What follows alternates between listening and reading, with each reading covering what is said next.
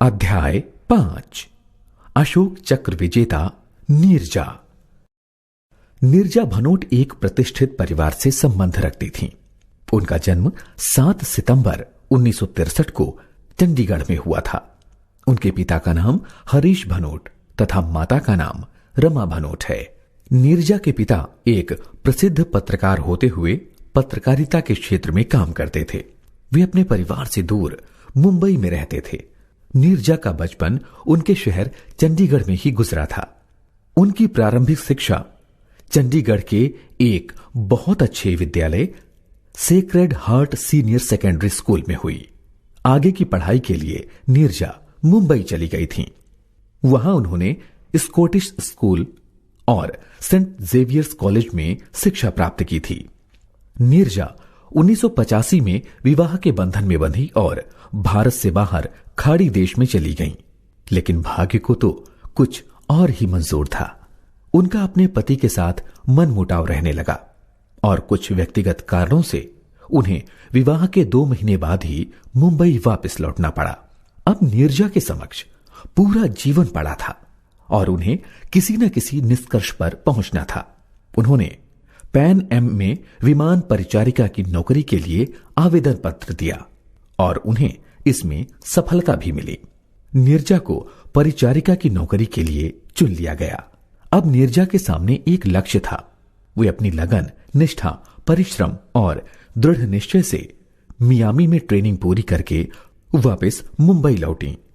नीरजा एक बहुत बड़ी मॉडल थीं और अक्सर मॉडलिंग में व्यस्त रहती थीं। मॉडलिंग असाइनमेंट मिलने के बाद उन्होंने मॉडलिंग कैरियर की शुरुआत की। नीरजा अभिनेता राजेश खन्ना को बहुत पसंद करती थीं। वे अक्सर उनके डायलॉग बोला करती थीं। नीरजा को अनेक विज्ञापन कंपनियों में भी काम मिला। नीरजा ने फ्लाइट अटेंडेंट की नौकरी के लिए आवेदन दिया और प्रशिक्षण के लिए फ्लोरिडा और मियामी गईं। वापस आने पर उनकी नियुक्ति पर्सर के रूप में हुई।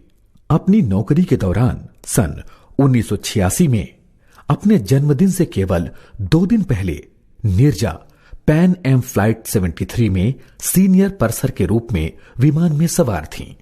ये विमान मुंबई से अमेरिका जा रहा था।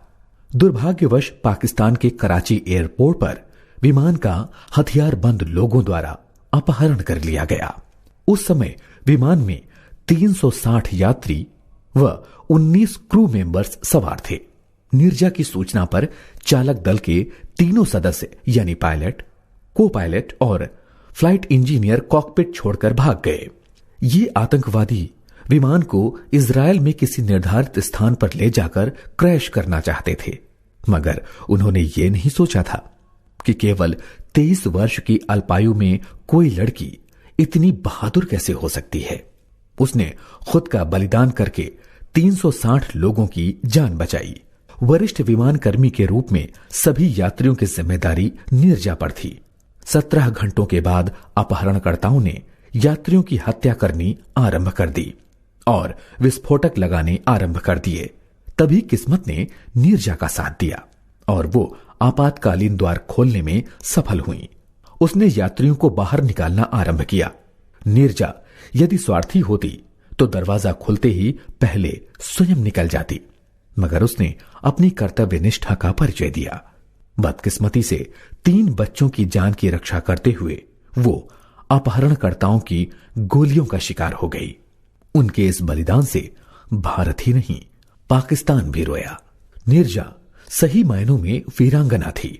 उनकी वीरता तथा बलिदान को देखते हुए भारत सरकार ने उन्हें मरणोपरांत अशोक चक्र से सम्मानित किया।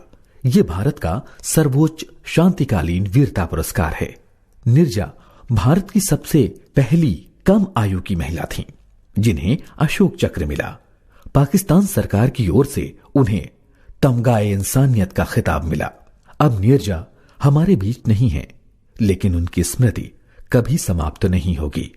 नीरजा के नाम पर मुंबई के घाटकोपर में एक चौराहे का नामकरण किया गया।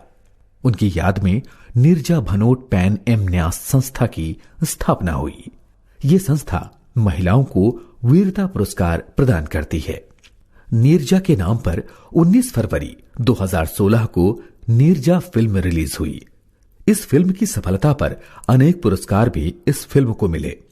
हम सब भारतवासी नीरजा भनोट के सदैव आभारी रहेंगे।